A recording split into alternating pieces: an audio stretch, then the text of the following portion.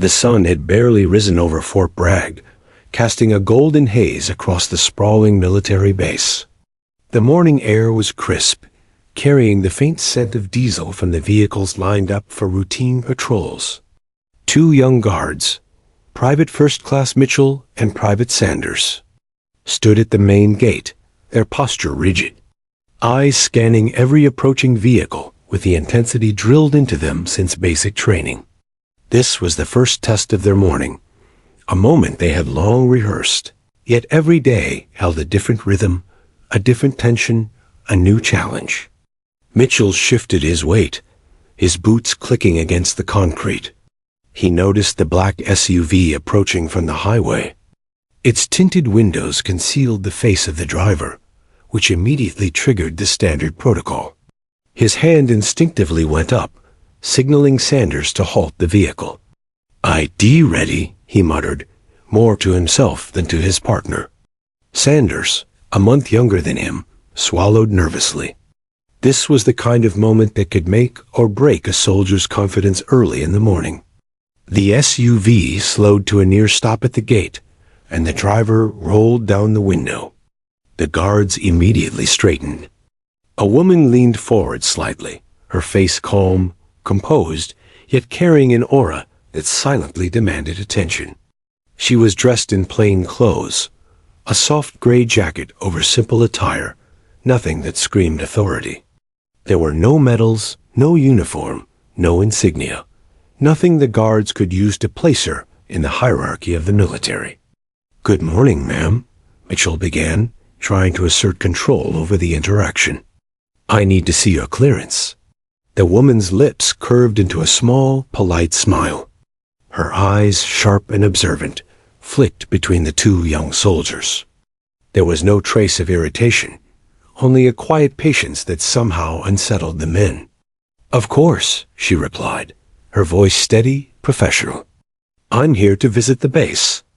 I was told to check in at the gate." Mitchell's gaze narrowed. Something about the tone seemed familiar, confident, deliberate, but he couldn't place it. The SUV's engine idled softly behind them, a constant hum that seemed louder than it should have been. "Ma'am, you can't enter without proper clearance," he said, raising his hand slightly. It was the phrase he had drilled into memory, the words that signified the rule above all else. Procedure comes first. The woman nodded again. "I understand," she said, almost amused. "I respect the rules. That's why I'm here, to see them followed." Sanders blinked. He hadn't expected this level of composure. Most civilians, most visitors, would have argued, pleaded, or displayed irritation. This woman was neither. There was something in the way she carried herself, a silent authority, a calm insistence that subtly challenged their assumptions without confrontation. The sergeant of the guard, hearing the tension in his men's voices, strode toward the gate. His steps were measured, his expression professional, yet inquisitive. He had been at the gate for over a decade and had seen countless visitors, dignitaries, family members, and occasional pranksters. Nothing about this situation set off his usual alarms, except, perhaps, the serenity with which this woman met his guard's resistance. "Is there a problem here?" the sergeant asked, his voice firm. Mitchell and Sanders explained quickly, nervously. "Ma'am doesn't have clearance," Mitchell said. "She insists on entering." The woman straightened, her posture impeccable. She reached for her wallet and handed over her ID, a standard identification card, not the usual access pass. The sergeant took it, scanning it with practiced eyes, his brow furrowing slightly. The ID was authentic, no doubt about that, but it lacked the necessary codes and permissions to access the base at that hour. He looked at the woman, then back at the guards. "Sir, she can't enter," Sanders said quietly, almost hoping someone else would override the decision. The woman's eyes softened slightly, and she leaned toward them. "I'm not here to bypass your rules," she said calmly. "I'm here because I want to see your diligence, your discipline, your dedication to the rules you uphold every day." The words struck something deep in the sergeant's mind. There was a quiet wisdom in them, a reflection of leadership he had rarely seen in visitors. He nodded slowly, carefully, but still said, "Protocol is clear. Without clearance, you cannot enter." A brief silence fell, the hum of the SUV and distant sounds of the base filling the void. The woman's gaze swept over the two guards, lingering just long enough to unsettle, but not intimidate. She exuded no arrogance, no condescension, yet her presence was commanding. Mitchell shifted uncomfortably, suddenly aware of how inadequate his training felt in this quiet face-off. "Good," she said softly, almost conversationally. "Then you are exactly the kind of gatekeepers I hope to meet." "Gatekeepers?" Sanders asked, confusion written all over his face. "Those who protect integrity without question," she replied. "You follow procedure. You do what's right. That is worth more than 1,000 speeches about leadership." The sergeant, observing this, finally allowed a small smile to creep across his face. There was something remarkable here, a teaching moment wrapped in a simple encounter. Yet the tension remained. Both guards, disciplined as they were, had no clue that this ordinary morning interaction would soon become legendary. As the conversation stretched on, a convoy of official vehicles arrived at the far end of the road. Soldiers in ceremonial uniforms disembarked, senior officers moving with purpose, the energy of a scheduled change of command ceremony spilling across the base. The sergeant turned to see what the commotion was about, then back at the woman. It was then, in a moment of quiet revelation, that the guards realized who they had been speaking to. The realization hit like a jolt. This calm, modest woman, this figure of composure and silent authority, was none other than Colonel Rebecca Hayes, the incoming commander of the entire base. The SUV, the ID, the polite insistence, it was all a test, a quiet assessment of their discipline and integrity. And they had passed without even realizing it. The sergeant cleared his throat, a mix of embarrassment and admiration playing across his features. "Ma'am, we didn't realize." Rebecca Hayes smiled, a genuine, warm expression that melted the tension instantly. "You did exactly what I hoped you would," she said. "You upheld your duty. Never apologize for doing what's right." The guards, stunned and flushed, straightened, saluted reflexively, though their hands trembled slightly. The woman they had denied entry, the very woman they would soon answer to every morning, had just praised them for their steadfastness. And in that quiet dawn at Fort Bragg, amid the hum of vehicles and the distant bark of commands, a remarkable story began. One that would be told and retold, from new recruits to seasoned officers. The story of a commander who arrived unannounced, tested her future subordinates, and earned their respect without raising her voice. The black SUV rolled slowly through the gate, the guards watching it disappear into the heart of the base. They exchanged a glance, a mixture of awe, pride, and disbelief. Mitchell whispered under his breath, She really is something else." Sanders nodded, still unable to speak, the lesson already seared into his memory.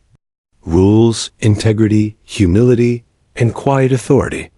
That morning, all of it had walked through their gate in the form of Colonel Rebecca Hayes. It was only the beginning.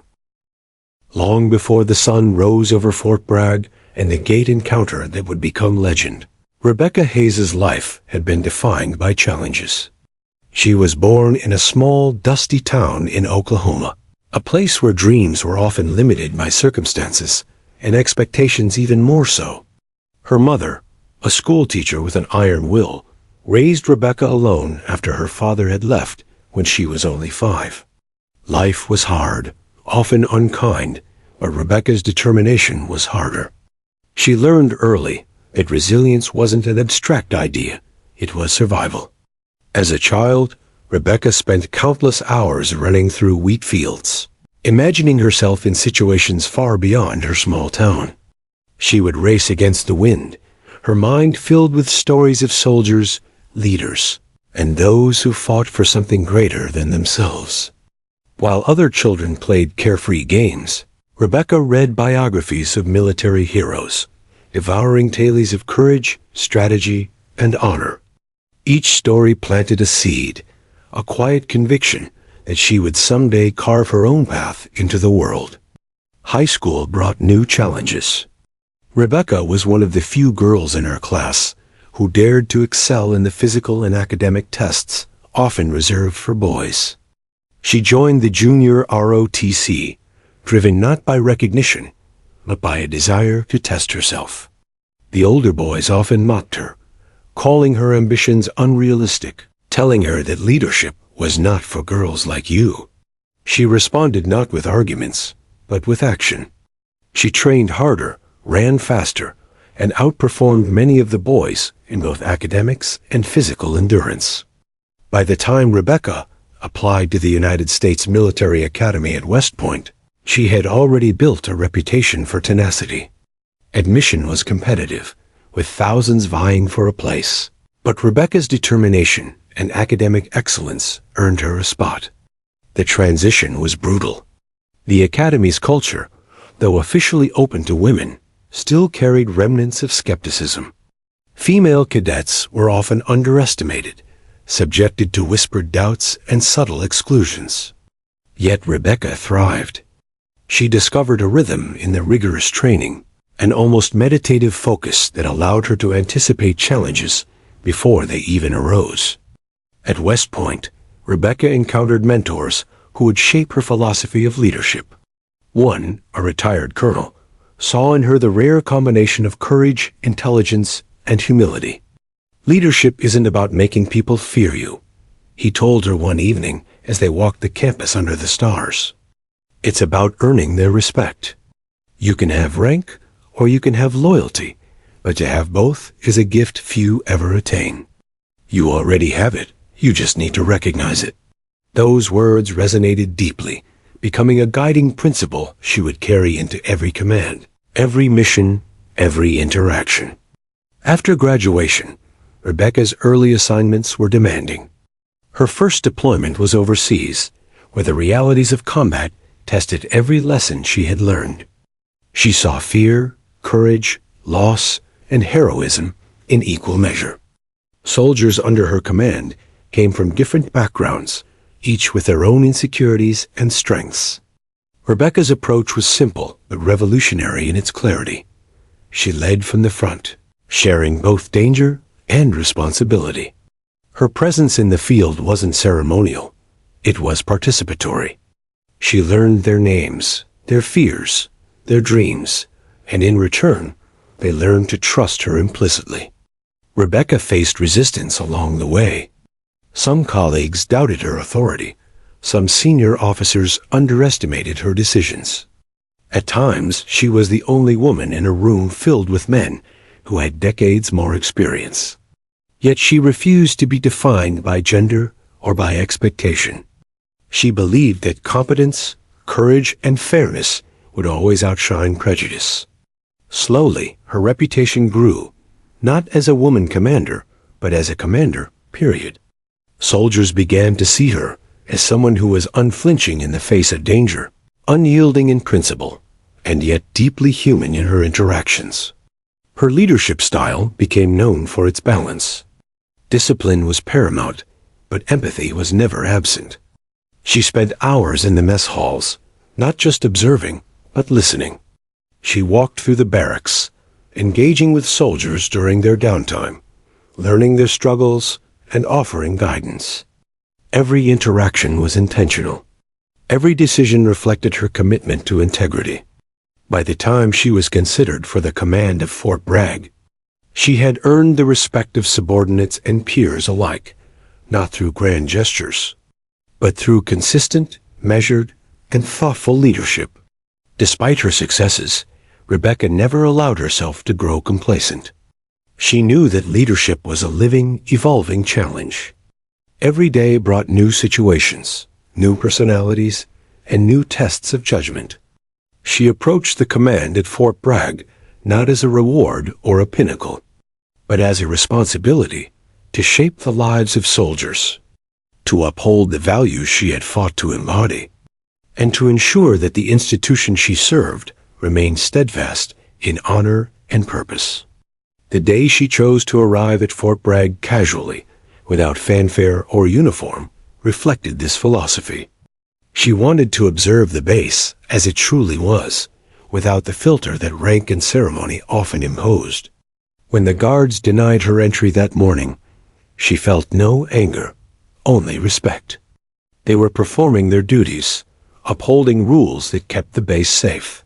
Their integrity mirrored the values she held dear.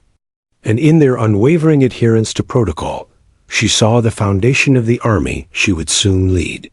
Every step of Rebecca's journey had prepared her for that quiet encounter at the gate.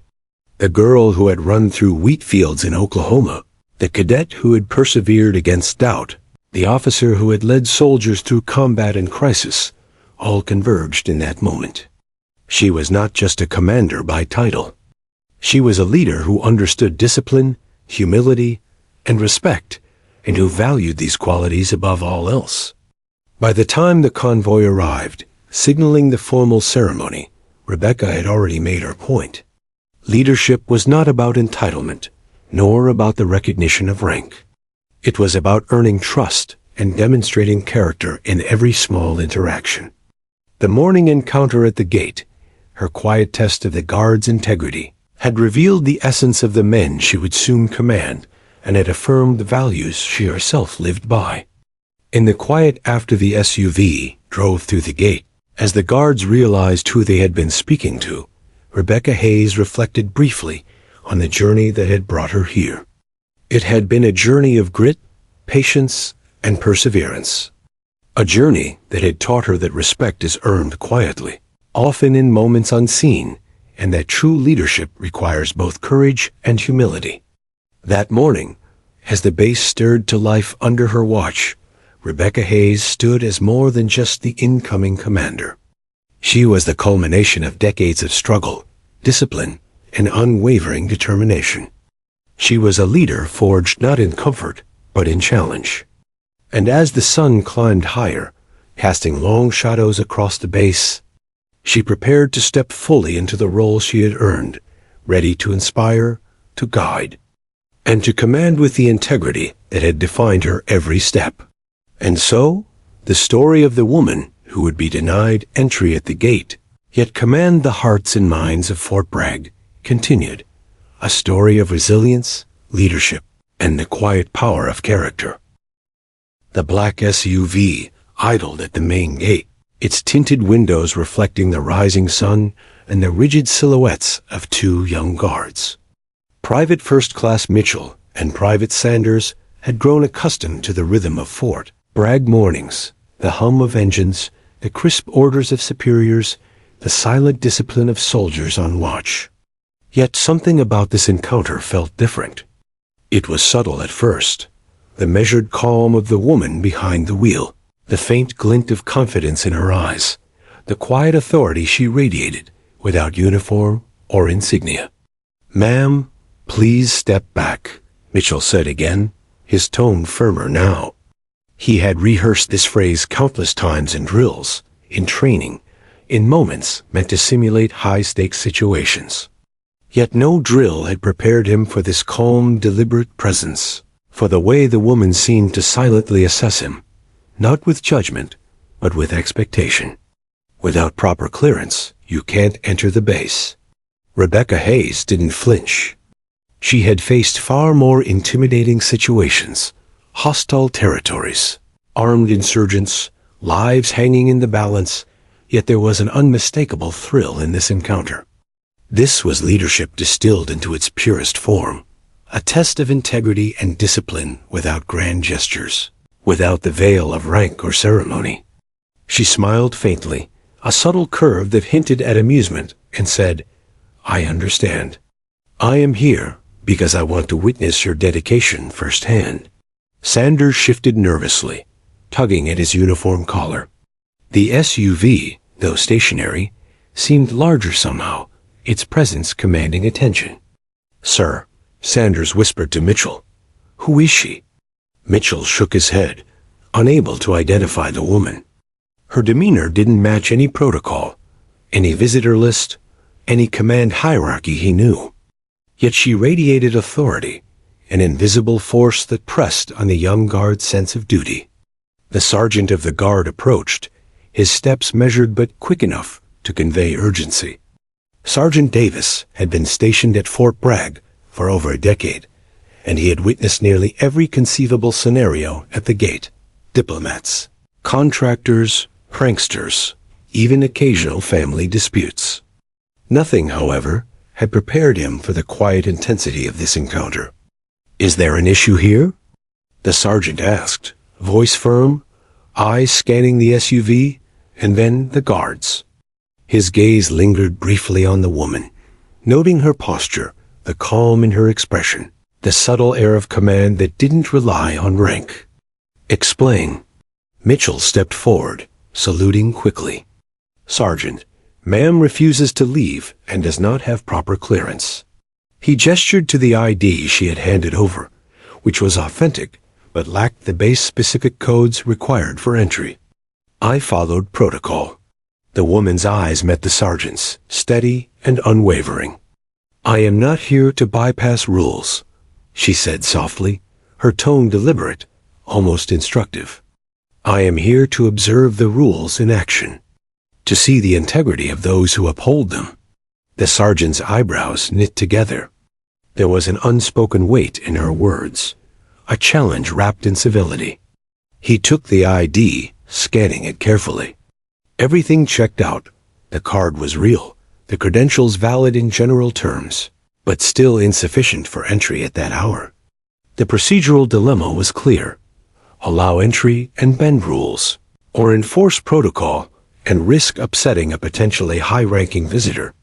Rebecca Hayes tilted her head slightly, acknowledging the dilemma without pressuring. "I respect your position," she said. "I am here because I want to see discipline in its pure form. Please do not feel compelled to let me through." "That is not the point." The sergeant glanced at the guards, reading the tension in their faces. Both were torn between adherence to rules and a growing sense that this encounter was extraordinary. "We're not here to challenge authority," Mitchell said quietly, more to the sergeant than to the woman. "We're here to follow orders." "Exactly," Rebecca replied, her voice calm but resonant. "Follow the rules. Protect the integrity of your post. That is leadership in action, even if the person at the gate is unknown."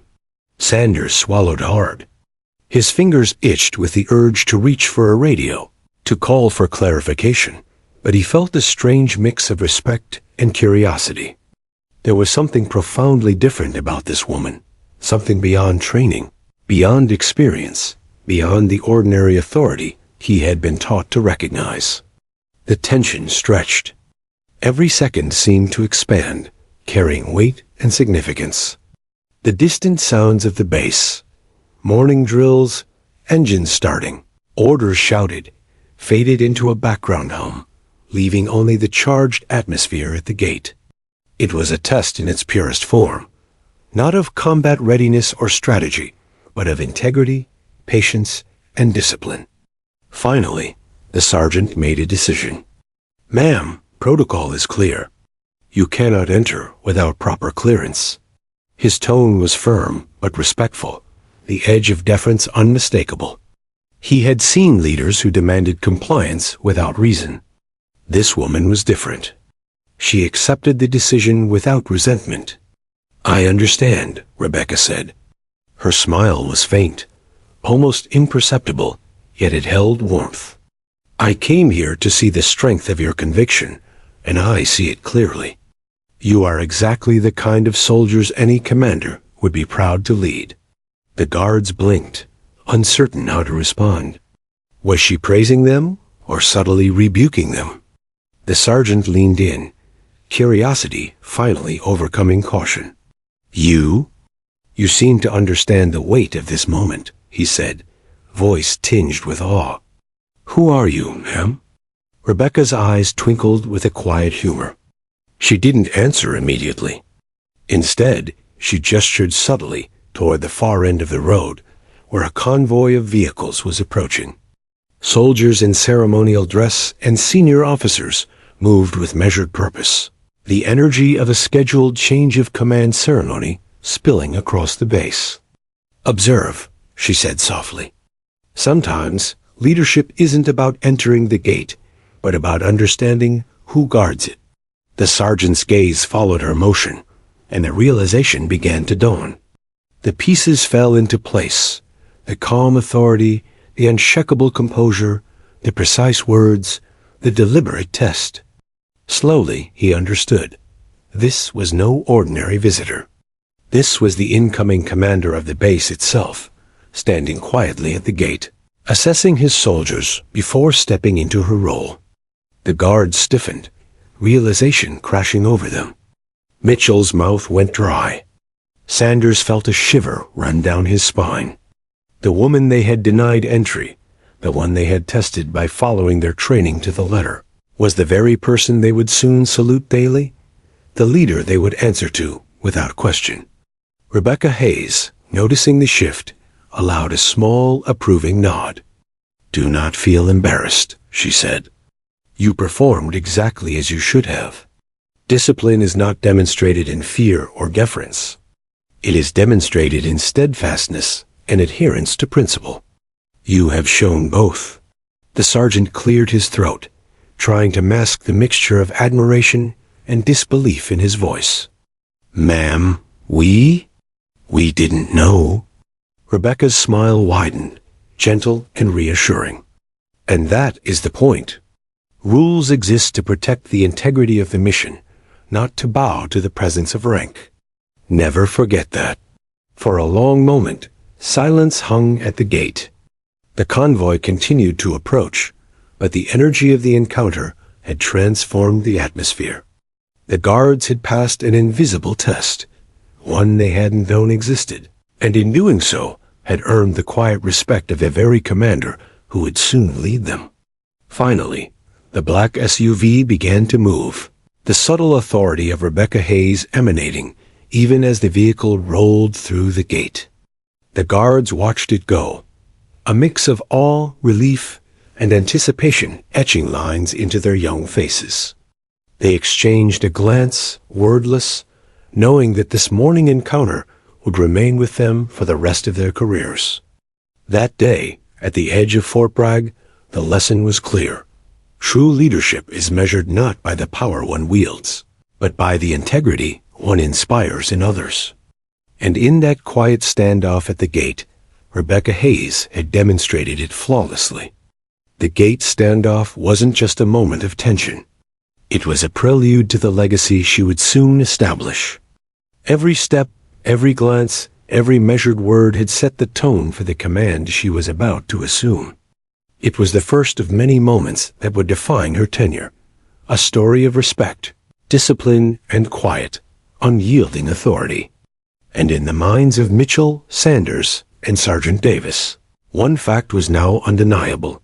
The woman they had challenged at the gate was no ordinary leader. She was a commander who earned her soldiers' trust before asking for obedience, a rare and unforgettable presence at Fort Bragg. The hum of engines grew louder as a convoy of vehicles approached the main gate. Soldiers in ceremonial uniforms exited the transport, their polished boots echoing against the concrete.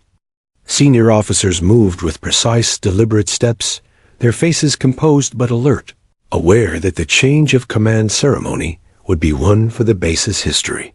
Yet none of them expected what awaited at the gate itself. Rebecca Hayes, sitting in her black SUV moments earlier, now adjusted her posture and glanced at the approaching commotion. There was no hesitation in her movements, only a quiet, steady confidence that had been cultivated over decades.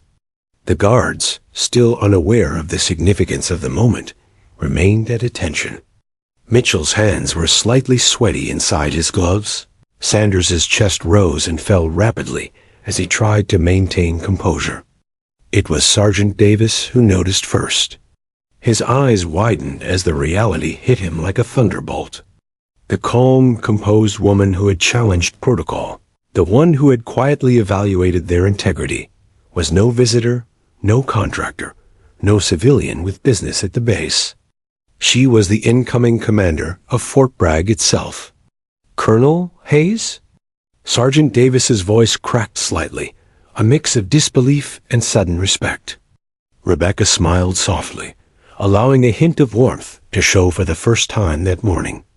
"Yes, Sergeant," she said, her voice steady but carrying the weight of authority that had defined her career. "I hope you found the morning productive." Mitchell's jaw tightened. His mind raced through the moments that had just unfolded, the polite refusals, the insistence on protocol, the calm authority that had quietly tested them. We didn't know, ma'am," he stammered. His words were sincere, tinged with awe. Rebecca nodded, her expression understanding. "And that is exactly why I came this way. I wanted to observe the strength of your integrity without the filter of rank. You did exactly as expected. You followed procedure, and in doing so, demonstrated the very qualities that make a strong base." Sanders blinked, trying to reconcile the tension and confusion he had felt moments earlier with the overwhelming respect he now felt. The officer they had unknowingly challenged, the one they had denied entry, was the leader they would now answer to daily. The weight of that realization pressed down on him, yet it was accompanied by an unexpected pride.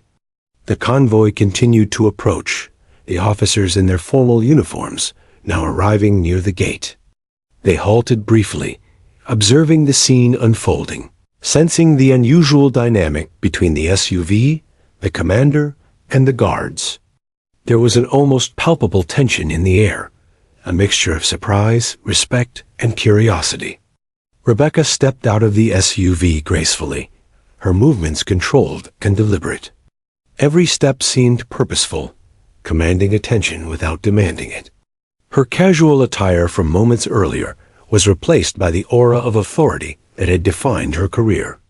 Soldiers instinctively straightened, eyes tracking her progress, recognizing the presence of leadership in its purest form.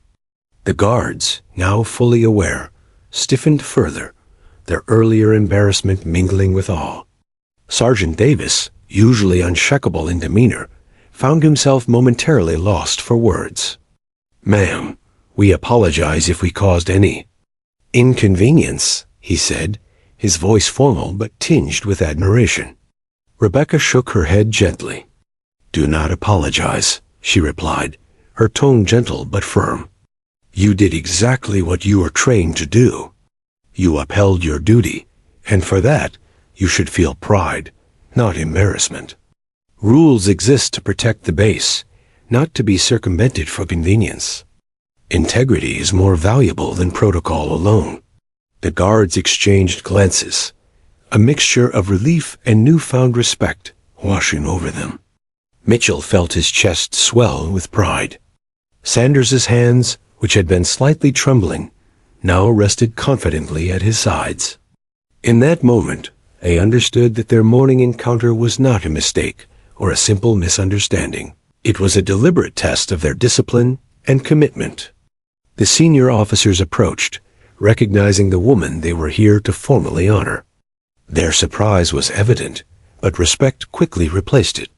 Each officer saluted as Rebecca approached, and she returned the salute with precision, a quiet acknowledgement of the chain of command.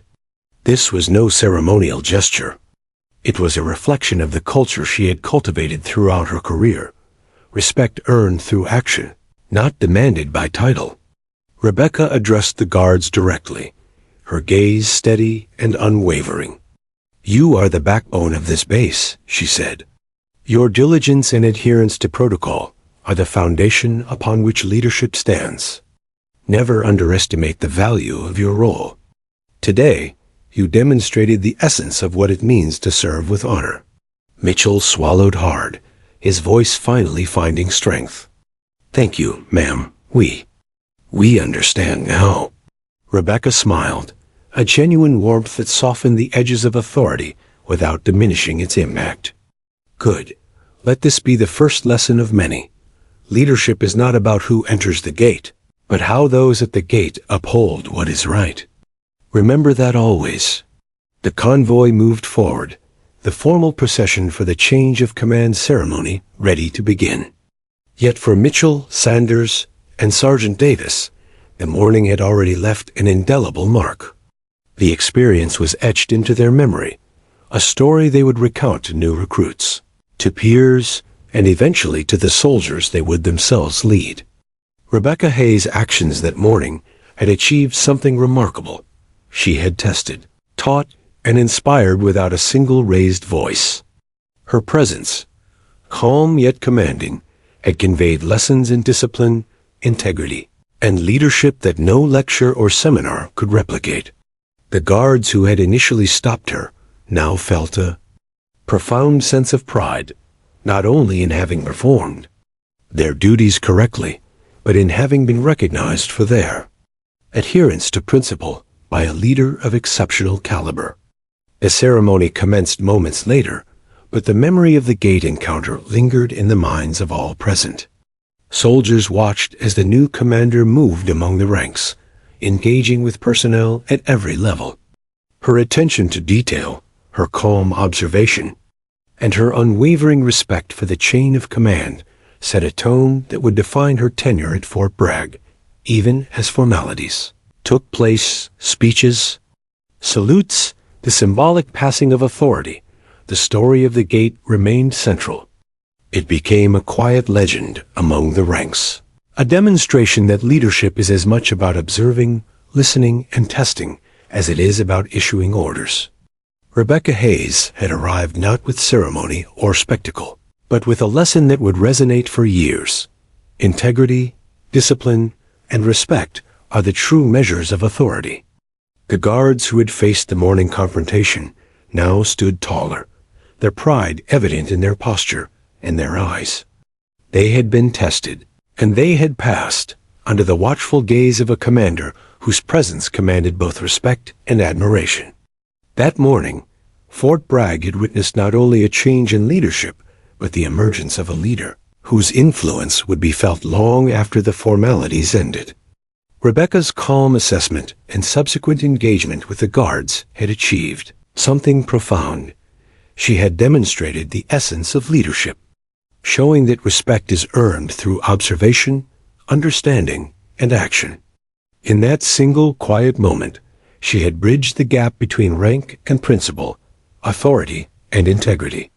As the ceremony concluded, the guards returned to their posts, now filled with a sense of pride and purpose. They had been part of a unique moment, a story that would define the culture of the base and illustrate the qualities of leadership that Rebecca Hayes embodied. And as the sun climbed higher, illuminating the sprawling grounds of Fort Bragg, it was clear that this was just the beginning of a remarkable tenure. A tenure defined not by titles or displays of power, but by the quiet, unwavering integrity that had been so clearly demonstrated at the gate. The story of the gate, the SUV, and the unexpected test had become legend, and it was a legend that would inspire every soldier who walked through Fort Bragg's gates, now and for generations to come. The sprawling parade ground of Fort Bragg glistened under the mid-morning sun, polished boots forming crisp lines, rifles catching fleeting glimmers of light. Hundreds of soldiers stood at attention, their breaths steady, eyes forward, waiting for the first words of the woman who would now lead them. Colonel Rebecca Hayes walked to the center of the formation, her movements deliberate, controlled, yet imbued with a quiet warmth. There was no rush, no false theatrics. She commanded presence through calm assurance alone. Every soldier instinctively straightened further, sensing that this address would define the tenor of her command. She paused for a moment, scanning the crowd, allowing silence to stretch for just long enough to capture attention. Her gaze lingered on the soldiers, young and old, seasoned and fresh from training. Then she began, her voice measured but resonant, carrying easily across the field. This morning, I was denied entry at the gate. I know many of you, are aware of that now. A ripple of whispers moved through the ranks, quickly subdued as all eyes remained locked on her. Some smiles flickered, but none broke attention. She continued, her tone even, but charged with meaning. The guards at the gate did exactly what I expected. They followed the rules, they upheld discipline, and they acted with integrity. And that, in itself, is a lesson far more important than any ceremony or speech I could give today. She shifted slightly, her eyes meeting those of soldiers in the front ranks. Leadership is not about the person who occupies a title. It is not about the uniform or the medals worn on the chest. Leadership is about the values you uphold, the integrity you demonstrate, and the trust you earn every day, from the lowest-ranking private to the senior officer at the top. There was a murmur of understanding, a quiet resonance that passed among the soldiers. They had heard speeches before, often full of rhetoric, accolades, or warnings. This was different. This was real. This was someone who had lived the lessons she imparted. I grew up in a small town in Oklahoma, she continued, her voice softening slightly, raised by a single mother who worked tirelessly to provide for me. I learned early that life would not hand me anything, that I would need to fight, to persevere, and to earn every opportunity. When I joined the academy, I was underestimated. When I first deployed, I faced doubts, both from others and myself. And through every challenge, one thing remained constant. I had to lead not by title, but by example. Her words drew the attention of every soldier, young and old. They could see the truth in her eyes, not a performance, but a reflection of decades of struggle, determination, and personal growth. The story of the gate earlier that morning was no longer an isolated incident. It was a metaphor, a living example of her philosophy.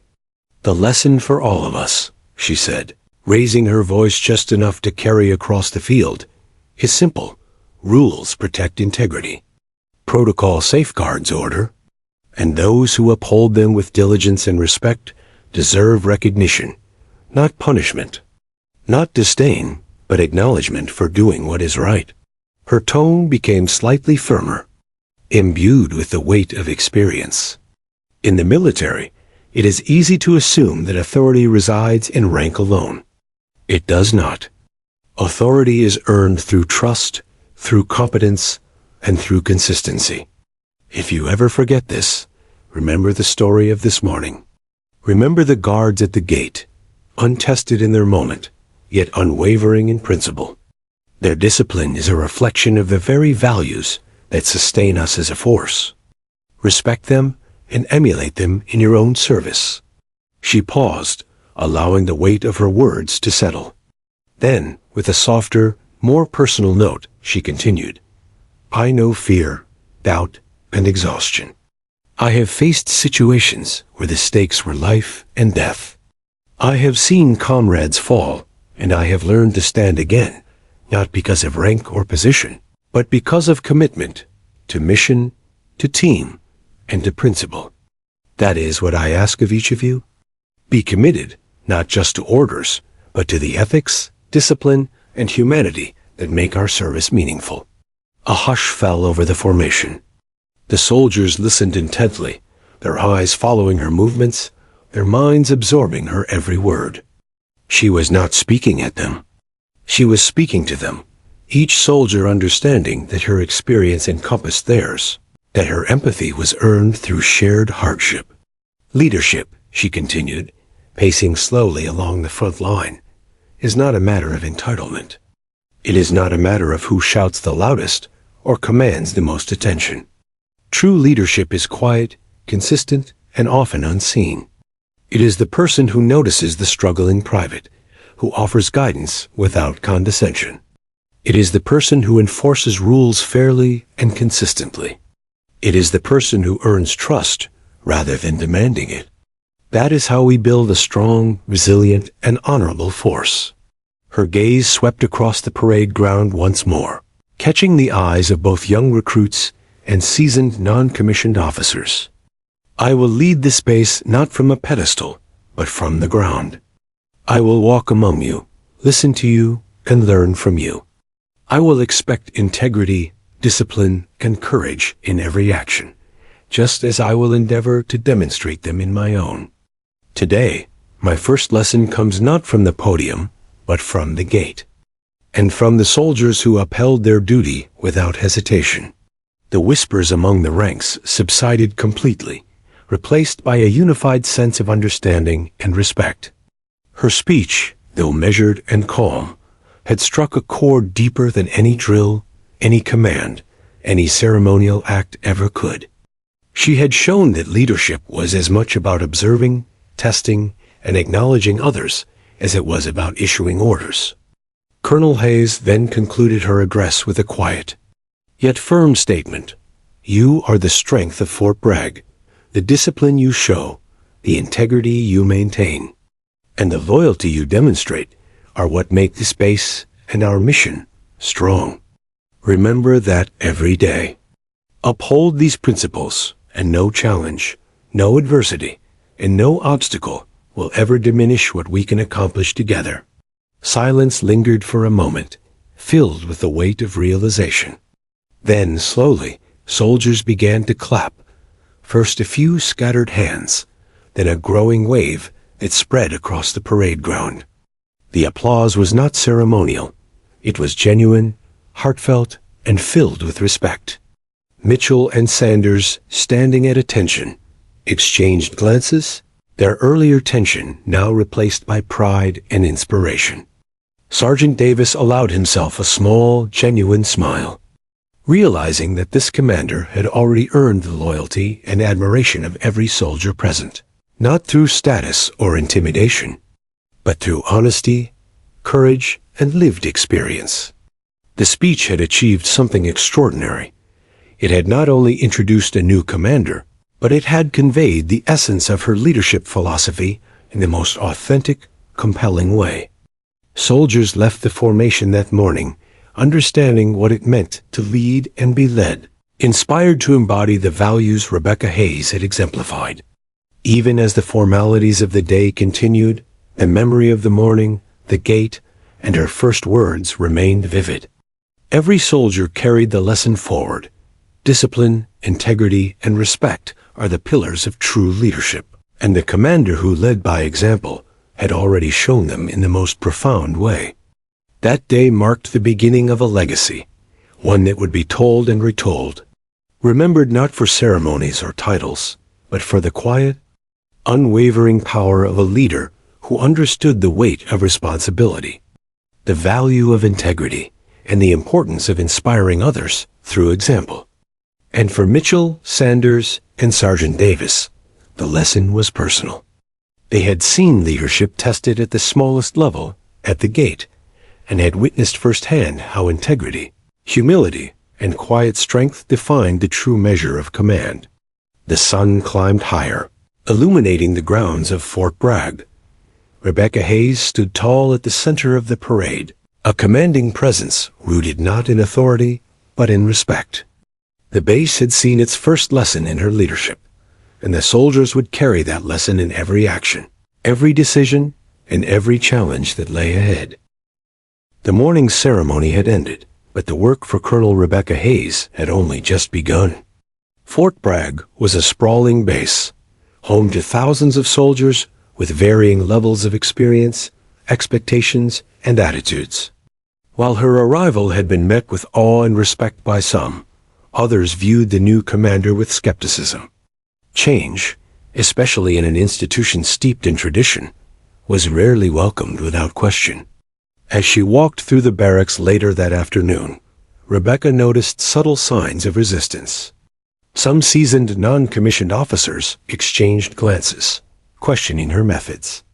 Certain soldiers, loyal to previous leadership styles, appeared hesitant to fully embrace her approach. Hayes understood immediately that leadership was not just about authority or protocol. It was about earning trust, reshaping perceptions, and confronting skepticism without confrontation. Her first meeting with the senior staff set the tone. Colonel Hayes entered the briefing room with a calm confidence, papers neatly organized, eyes sharp but welcoming. The room was filled with seasoned officers, each carrying years of experience, some wary of her youth, some doubtful of her unconventional style. She acknowledged them with a nod and began without preamble. "Gentlemen and ladies," she said, her voice steady, "my goal is simple. I will not ask you to follow me blindly, nor will I demand loyalty without reason. I expect competence, integrity, and commitment, and in return, I will lead with transparency, fairness, and respect. Together, we will make Fort Bragg stronger, more resilient, and more effective than ever." A pause filled the room.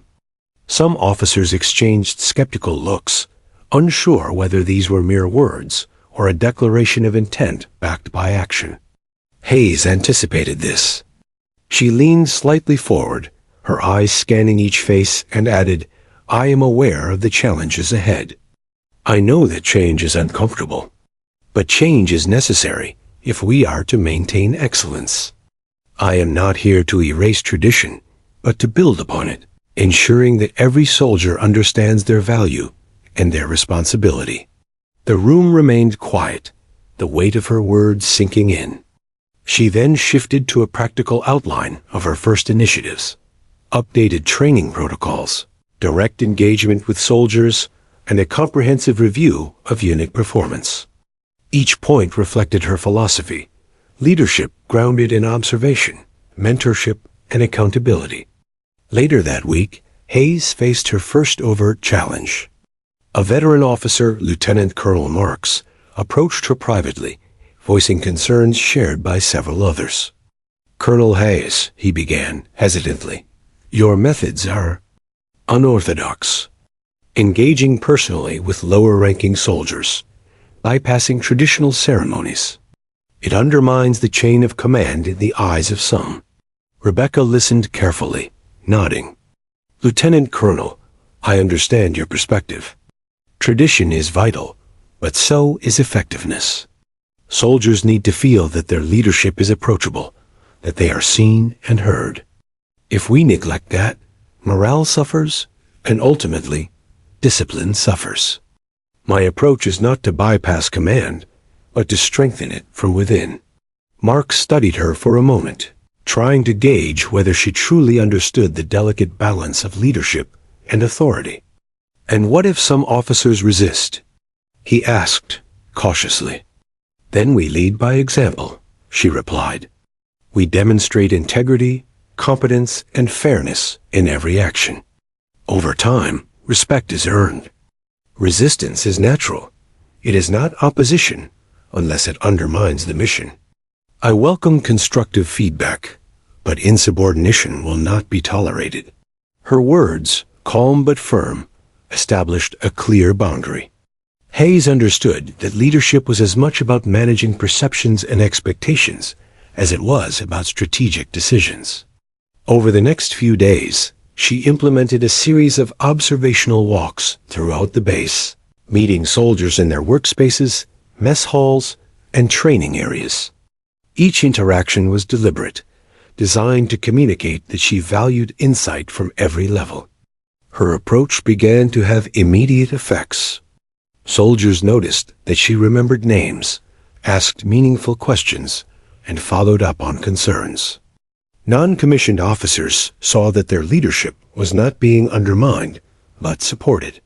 Even the skeptics began to recognize that her unconventional methods were rooted in respect for both tradition and individual contribution. However, challenges persisted. Hayes encountered logistical issues, from outdated equipment to morale concerns in certain units. Rather than addressing these through top-down orders, she involved the soldiers directly, creating task forces to identify problems and propose solutions. This collaborative approach fostered engagement, ownership, and accountability, values she believed were essential for sustaining a resilient force. One notable moment came during a training exercise. A platoon had been struggling with coordination and communication under simulated combat conditions. Rather than reprimanding them, Hayes observed quietly, noting both mistakes and strengths. After the exercise, she gathered the platoon and addressed them directly. "You performed under stress," she began, "and while there are areas to improve, what matters most is that you support each other, adapt, and learn. Discipline is not about perfection. It is about commitment, accountability, and resilience. Remember, mistakes are valuable only if we use them to grow stronger." The soldiers listened intently, inspired not only by her words, but by her calm assessment and presence. For many, it was the first time they had experienced leadership framed not as fear or punishment, but as mentorship and shared responsibility. Meanwhile, Hayes continued her rounds across the base, observing every operation, noting inefficiencies, and providing guidance. Her leadership style began to ripple across the ranks. Soldiers became more engaged, units more cohesive, and officers more aligned with her vision. Resistance, while initially present, gradually transformed into cautious respect, and eventually into active support. Yet Hayes remained vigilant. She knew that the true measure of command was not short-term compliance, but long-term culture. She encouraged transparency, accountability, and dialogue at every level. By listening as much as she directed, she fostered an environment where every soldier felt responsible not only for their duties, but for the collective success of the base. The early weeks of her command were not without setbacks. There were misunderstandings, occasional resentment, and the constant challenge of balancing tradition with innovation. But Hayes faced each situation methodically, guided by principles she had refined over decades: integrity, humility, competence, and respect. She understood that leadership was a living, evolving process, and that challenges were opportunities to demonstrate values, not just enforce rules. By the end of the first month, the culture at Fort Bragg had already begun to shift. Soldiers reported feeling more heard and respected. Units displayed improved coordination and morale. Officers who had initially been skeptical now acknowledged the effectiveness of Hayes' methods, understanding that leadership was as much about example and engagement as it was about orders and protocol. Mitchell and Sanders, still stationed at the gate, reflected on the transformation. The woman they had denied entry now oversaw a base that was not only functioning effectively, but thriving under her guidance. They understood that the morning encounter at the gate had been a precursor, a small but powerful demonstration of the leadership they would come to respect and follow. Through observation, engagement, and a relentless commitment to integrity, Colonel Rebecca Hayes had begun to reshape Fort Bragg from the inside out. She faced resistance with patience, skepticism with evidence, and doubt with consistent action. Her leadership style, though unconventional to some, proved remarkably effective, a blend of authority, mentorship, and earned respect that would define her tenure and inspire generations of soldiers. By the end of the first weeks, it was clear Fort Bragg had a commander who not only understood the mechanics of military operations, but also the human elements that made discipline, cohesion, and morale possible. And while challenges would continue, the foundation Hayes had laid promised a legacy built not on fear, but on integrity, inspiration, and unwavering commitment to principle. It was late in the afternoon, and the base was quieter than usual. Soldiers were finishing routine drills, maintenance crews were wrapping up inspections, and the sun cast long shadows across the sprawling grounds of Fort Bragg. Colonel Rebecca Hayes was walking through one of the vehicle maintenance bays, checking on logistics reports and speaking casually with staff. She was attuned to every detail, her eyes scanning for potential issues, aware that leadership often required anticipation more than reaction. Suddenly, the quiet was shattered by an urgent alarm. A breach had been detected at one of the outer perimeter gates. Security personnel reported movement outside the base's boundaries, unauthorized personnel attempting to gain access. Hayes froze for a moment, assessing the situation. This was no drill. Every second counted. Without hesitation, she activated her command protocol. Lock down all non-essential entries. Notify the perimeter patrols and coordinate with internal response teams, she ordered, her voice calm but commanding. Her presence immediately instilled a sense of focus among the officers and soldiers. There was no panic, only clear, deliberate action. Mitchell and Sanders, stationed at the main gate, responded instantly, guided by both training and the confidence that Hayes' presence inspired. For a moment, the memory of the morning encounter, when they had unknowingly tested the commander herself, surfaced in their minds. Now, she was relying on them to demonstrate the same integrity, focus, and discipline they had shown earlier. Hayes moved quickly to the base's command center. Officers crowded around digital maps, satellite feeds, and communication panels. The breach was confirmed. 2 unidentified individuals were attempting to scale the perimeter fence near the eastern boundary. Intelligence suggested they were armed, though motives remained unclear. The stakes were high. Any miscalculation could have serious consequences. Deploy rapid response units immediately, Hayes instructed. Contain the perimeter, cut off all escape routes, and maintain constant communication. No engagement unless absolutely necessary. Our priority is to secure the base and protect personnel. Soldiers mobilized quickly, their training kicking in. Hayes observed, ensuring orders were understood and executed without hesitation. Yet she also moved beyond command protocols, personally overseeing coordination and offering guidance where confusion arose. Her presence was not ceremonial. It was strategic, hands-on, and deeply influential. As the perimeter teams advanced, Hayes contacted the guards at the eastern boundary. Remain calm. Do not engage unless there is direct threat. Observe and report, she directed. We act with precision, not fear. Remember, discipline wins before force is required. Mitchell's voice came through the radio, steady and clear. Colonel, perimeter teams are in position. Individuals sighted. They're trying to bypass security cameras. Hayes instructed teams to maintain a perimeter net, ensuring that the intruders could not penetrate further. Every movement was calculated, deliberate.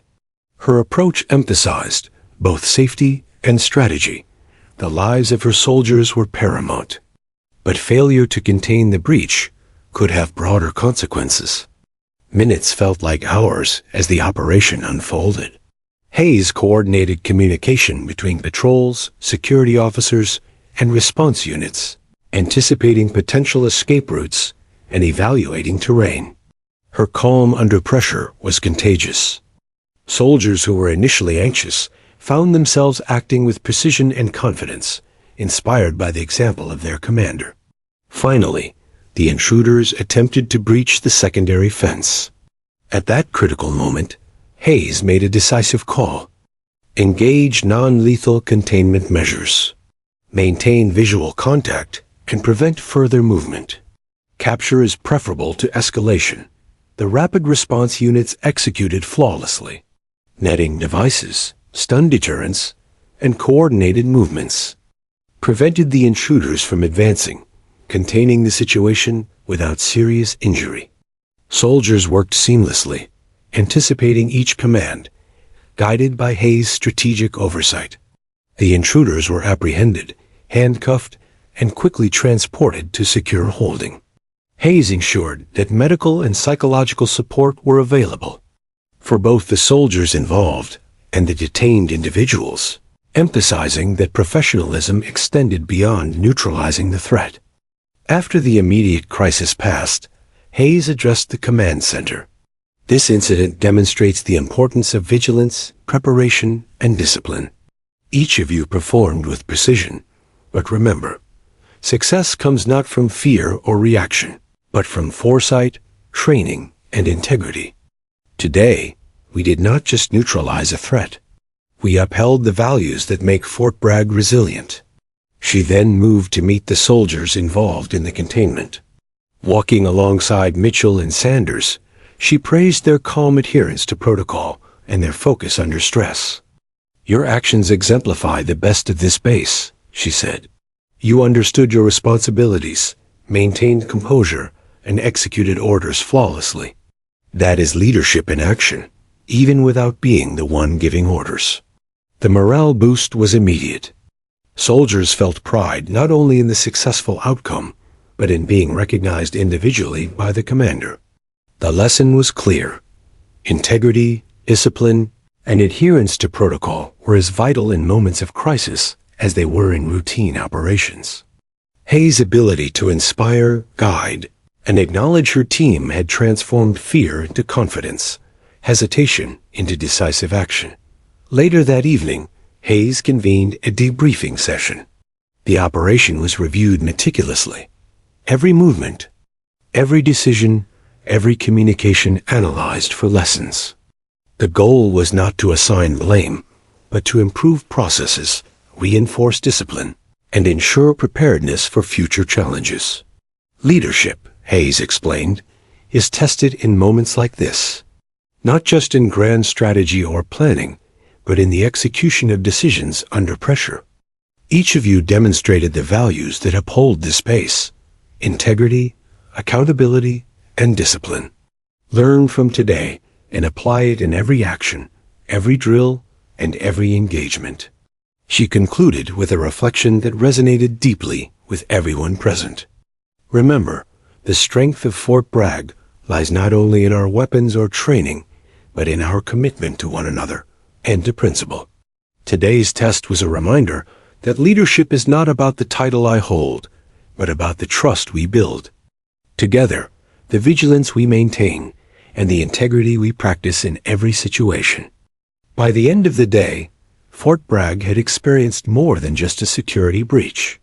It had witnessed the embodiment of leadership in action: calm, decisive, compassionate, and unwavering.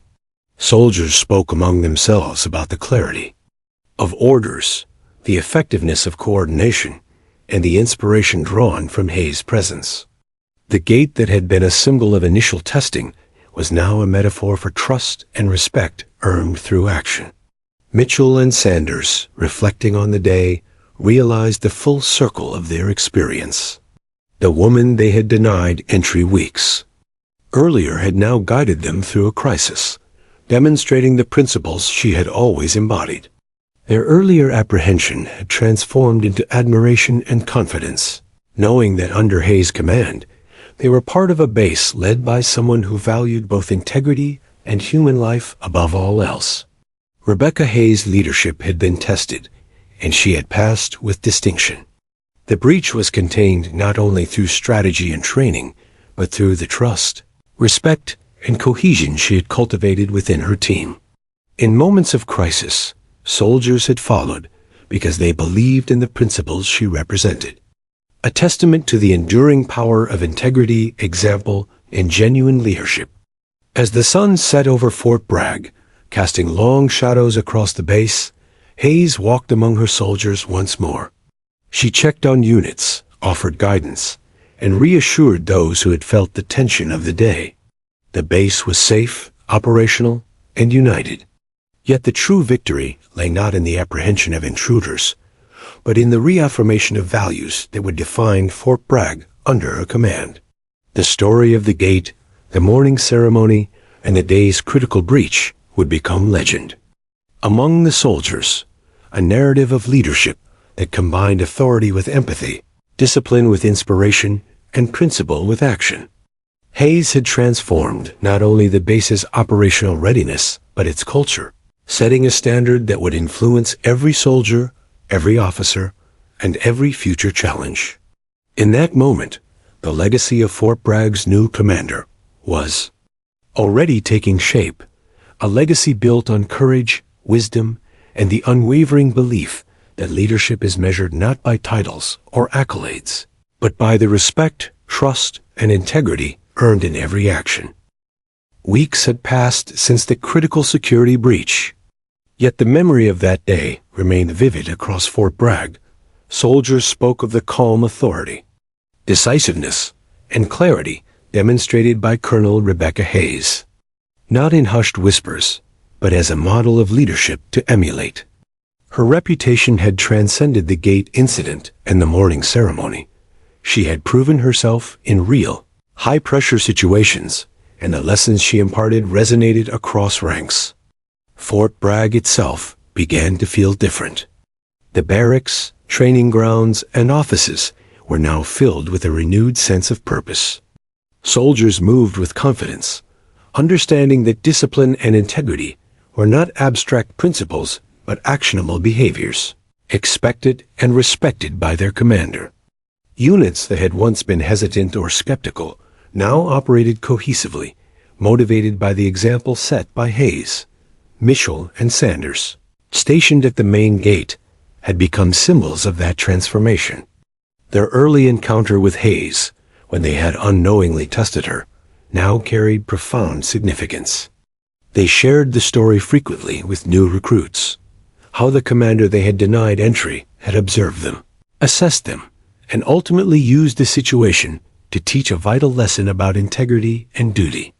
Their story was more than anecdote. It had become a living part of the base's culture. Hayes continued her practice of personally walking through the base, engaging with soldiers of all ranks. She asked questions, listened attentively, and acknowledged contributions, no matter how small. The effect was immediate.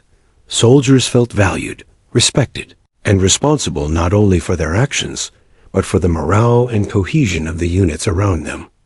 Leadership was no longer a distant concept. It was tangible, daily, and lived.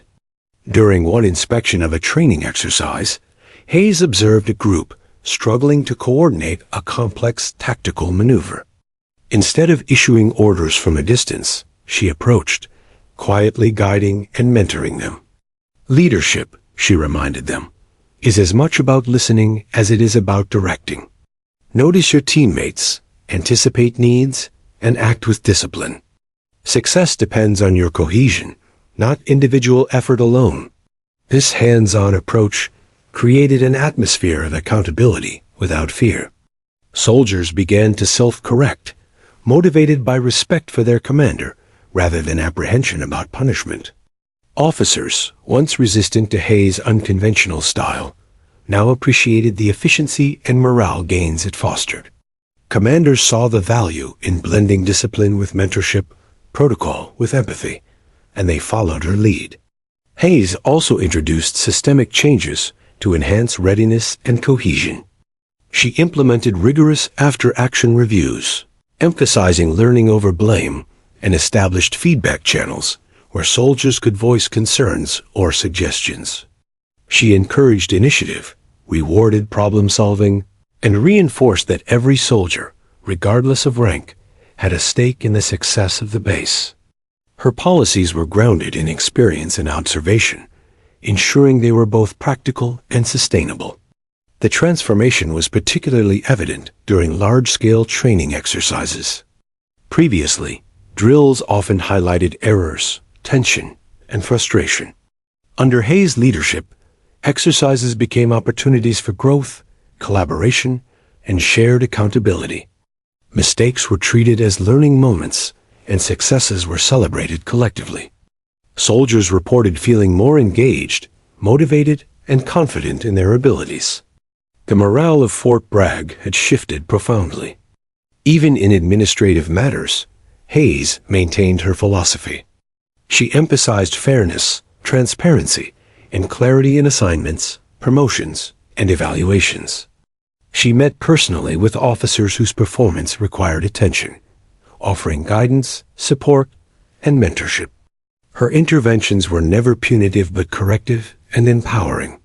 Those who initially doubted her approach began to see its profound effect: leadership that combined authority with respect, discipline with empathy, and strategy with humanity. One particularly memorable event involved a joint training exercise with allied forces. Coordination was initially chaotic, with miscommunication threatening the success of the mission. Hayes observed the exercise closely, identifying inefficiencies and opportunities for improvement. Afterward, she gathered the teams and delivered a concise, focused debriefing. Coordination is built on clarity, trust, and anticipation. Treat your team as an extension of yourself. Support, communicate, and anticipate. Success depends on cohesion, not individual heroics. Her words were not only instructive, but transformative. Soldiers internalized the lessons and applied them immediately. The operation, initially troubled, concluded successfully, earning recognition from visiting Allied commanders. Hayes' leadership had turned potential failure into a triumph, reinforcing her reputation as a decisive, empathetic, and effective commander. By the end of her first year in command, Fort Bragg had changed in profound ways. Performance metrics improved, morale soared, and soldiers consistently cited the base as a model of operational excellence. New recruits were welcomed into an environment of respect, mentorship, and accountability. Veteran soldiers felt re-energized, inspired by leadership that recognized their experience while fostering growth. Even skeptics within the officer corps had become advocates of Hayes' philosophy, acknowledging that her approach was both effective and enduring. The morning at the gate, which had seemed a minor incident in retrospect, became legendary. It was retold during training sessions, induction ceremonies, and informal discussions among soldiers. The story of how a commander had been denied entry, how she had observed integrity, and how she had used that moment to teach, inspire, and lead. It symbolized the principles that Hayes embodied: vigilance, fairness, respect, and the quiet but unshakable authority that earned trust. Rebecca Hayes' legacy extended beyond operational success. She reshaped the culture of Fort Bragg, embedding values of integrity, accountability, and mentorship into the very fabric of daily life. Soldiers internalized her lessons, officers mirrored her approach, and the base thrived as a cohesive, disciplined, and resilient force. Her influence would persist long after her tenure, shaping future commanders and generations of soldiers who learned that leadership is measured not by rank or titles, but by example, respect, and unwavering commitment to principle. Mitchell, Sanders, and Sergeant Davis reflected on the journey from that first encounter at the gate to the present. They had witnessed leadership in its most authentic form, experiencing firsthand how integrity, observation, and example could transform not only individual behavior, but the entire culture of a base. They understood that the small acts, the measured words, and the quiet oversight of a commander could ripple outward, influencing morale, effectiveness, and loyalty across thousands of soldiers. As evening fell over Fort Bragg, Hayes walked along the parade ground, observing soldiers completing their drills. She exchanged nods, offered brief words of encouragement, and silently acknowledged the progress achieved. The base was secure, cohesive, and thriving. The lessons of the gate, the morning ceremony, and the critical security breach had been internalized. Soldiers acted with confidence, officers led with integrity, and the culture of Fort Bragg reflected the values she embodied. In that moment, the legacy of Colonel Rebecca Hayes was clear. She had not only assumed command, she had transformed it. Her leadership was a testament to the power of integrity, discipline, and empathy. She had taught that true authority is earned through example, that respect is cultivated through observation, and that a strong leader inspires courage, loyalty, and excellence without fear or coercion. Fort Bragg, under her command, had become more than a military installation. It had become a community of purpose, guided by principles that would endure for generations. Every soldier who walked through its gates carried forward the lessons learned. Leadership is not about occupying a position. It is about serving with integrity, inspiring through action, and fostering a culture where every individual understands their value and responsibility.